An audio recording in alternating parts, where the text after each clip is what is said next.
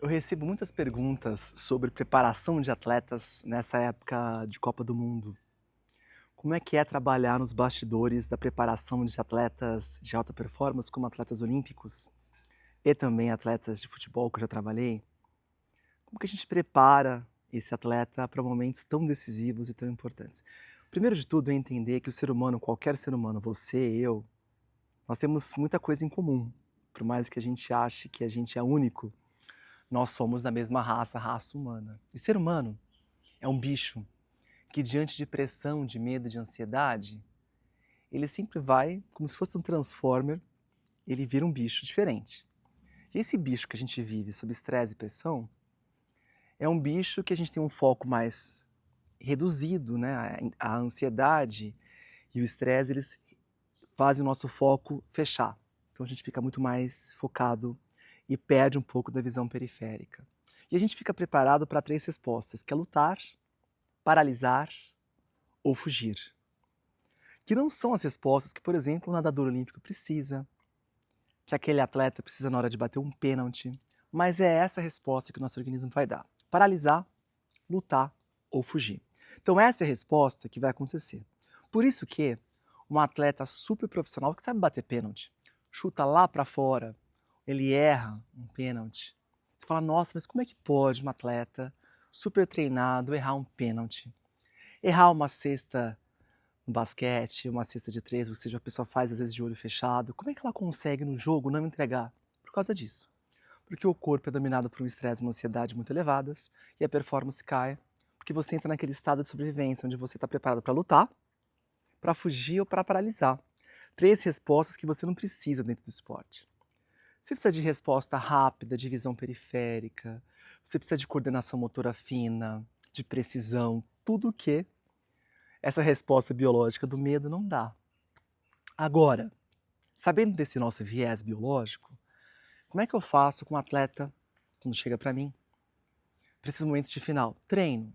Então a gente vai treinar diante de uma situação muito estressante, a gente vai treinar alguns mecanismos, algumas ferramentas, que você vai repeti-las, assim como você treina a cesta, você vai treinar a sua resposta diante de momentos estressantes.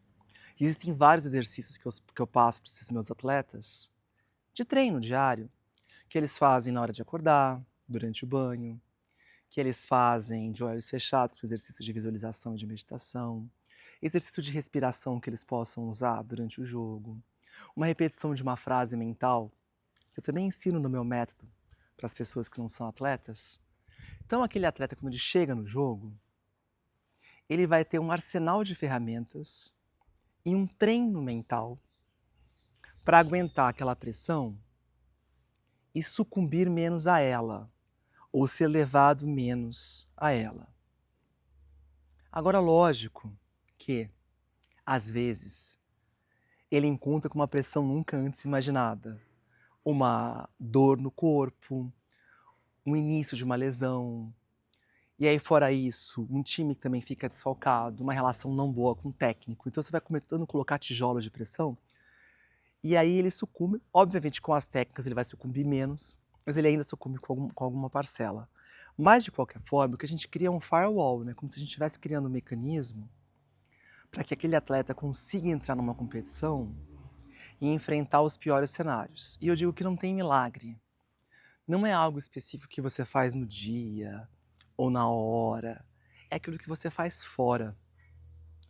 O momento de competição, esses momentos de pênalti, de prorrogação, de Copa do Mundo, você precisa ter tido um treino de ferramentas de gestão emocional, de gestão mental, igual você cuida da sua alimentação, igual você cuida da sua rotina do sono, o mesmo tanto de horas que você treina bater pênalti com o seu técnico, com o seu time. Não tem segredo.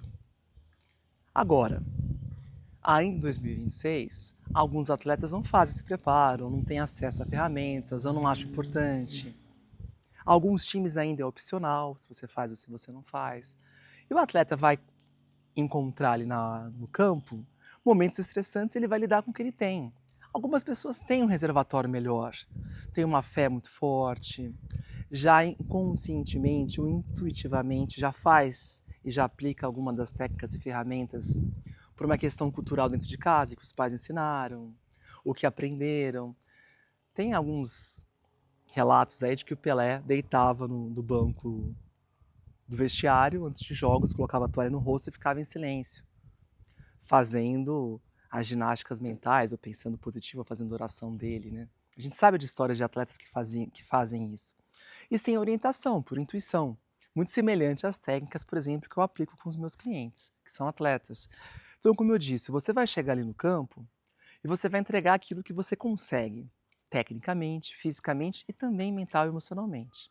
Não acontece milagre. Se você não tiver um preparo, e se você não tiver ferramentas, se você não tiver estruturado estratégias para lidar com essa pressão, você vai ser arrastado por elas. Ou pode ser que um dia você seja, outro dia você não seja.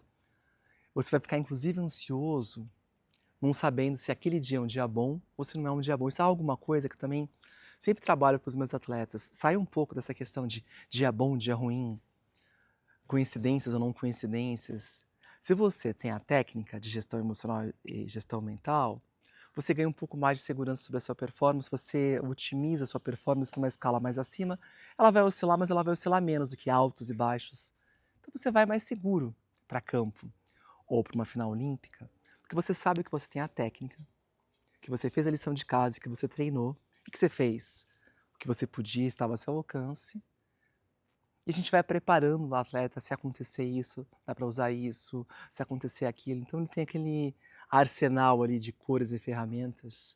Eu sempre gosto de mandar o meu atleta para a competição com ferramentas bem treinadas e um arsenal de ferramentas que ele pode utilizar durante o jogo. E é muito legal, depois de campeonatos, entender deles como é que foi o uso dessa ferramenta, qual ferramenta se adequou. Não tem uma receita mágica, por isso que o trabalho é individualizado, porque varia de pessoa para pessoa.